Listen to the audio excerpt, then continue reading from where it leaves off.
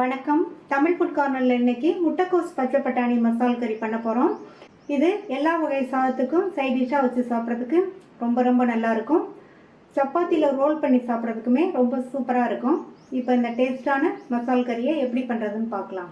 இது வரைக்கும் நம்ம சேனலை சப்ஸ்கிரைப் பண்ணாதவங்க சப்ஸ்கிரைப் பண்ணிவிட்டு பக்கத்தில் உள்ள பெல் பட்டனை கிளிக் பண்ணிக்கோங்க. இந்த பேனில் 2 டேபிள் ஸ்பூன் எண்ணெய் சேர்த்து, எண்ணெய் சூடானதும் அதில் 1/2 டீஸ்பூன் கடுகு பொரிஞ்சதும் 1/2 டீஸ்பூன் சோம்பு, 1/2 டீஸ்பூன் சீரகம், இது எல்லாமே நல்லா பொரியணும். சேர்த்து சோம்பு சீரகம் பொரிஞ்சிருச்சு. இது கூட 1 டீஸ்பூன் பொடியாக கட் பண்ண இஞ்சி, 1 டீஸ்பூன் பொடியாக கட் பண்ண பூண்டு, அது கூட கறிவேப்பிலை. அடுத்து இது கூட ஒரு மீடியம் சைஸ் வெங்காயம் கட் பண்ணதை சேர்த்துட்டு இந்த வெங்காயத்தை கொஞ்சம் வதக்கிக்கணும். லைட்டாக கண்ணாடி பதம் வர வரையும் வதக்கினா போதும்.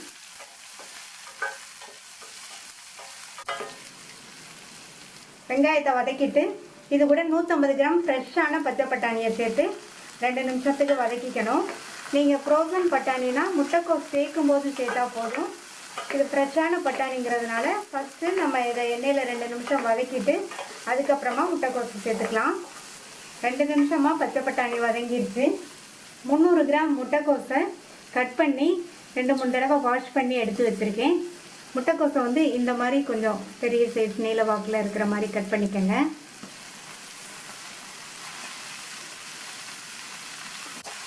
முட்டைக்கோஸ் சேர்த்ததுக்கப்புறமா எண்ணெயிலேயே நல்லா பிரட்டி விட்டுக்கணும். முட்டைக்கோஸ் பச்சை பட்டாணி எல்லாத்தையுமே நம்ம எண்ணெயிலேயே நல்லா பிரட்டுறதுனால இதுக்கு கொஞ்சம் எண்ணெய் அதிகமாக சேர்த்து செஞ்சால் தான் நல்லா வதங்கும். வதக்கியாச்சு, மூடி வச்சிடலாம். 3லிருந்து 4 நிமிஷம் முட்டைக்கோஸும் பச்சை பட்டாணியும் வேகட்டும். இடையில திறந்து பார்த்து கிண்டி விட்டுக்கணும். 4 நிமிஷம் ஆச்சு. முட்டைக்கோஸ் பச்சை பட்டாணி ரெண்டுமே பாதி அளவுக்கு வெந்திருக்கு. இது கூட 2 கீரண பச்சை மிளகாய், ஒரு மீடியம் சைஸ் தக்காளி கட் பண்ணது சேர்த்துட்டு நல்லா கலந்து விட்டுட்டு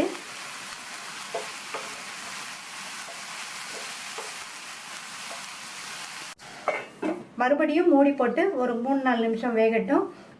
இப்போ 3 நிமிஷம் ஆச்சு. முட்டைக்கோஸ் பச்சை பட்டாணி ரெண்டுமே கரெக்டாக வெந்துருச்சு. தக்காளியுமே நல்லா சாஃப்டாக வதங்கிருச்சு.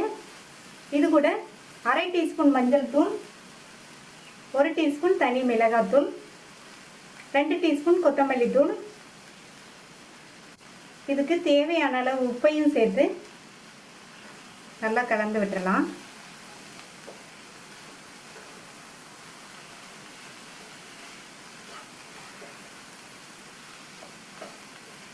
நல்லா கலந்து விட்டாச்சு.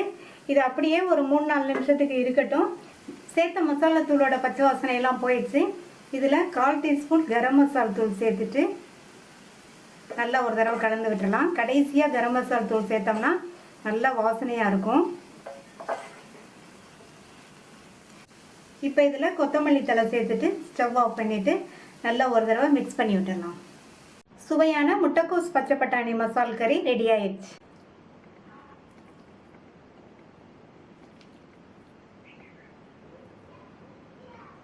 இந்த சுவையான சத்தான முட்டைக்கோஸ் பச்சை பட்டாணி மசால் கறியை நீங்களும் ட்ரை பண்ணி பார்த்துட்டு உங்கள் கமெண்ட்ஸை சொல்லுங்கள்.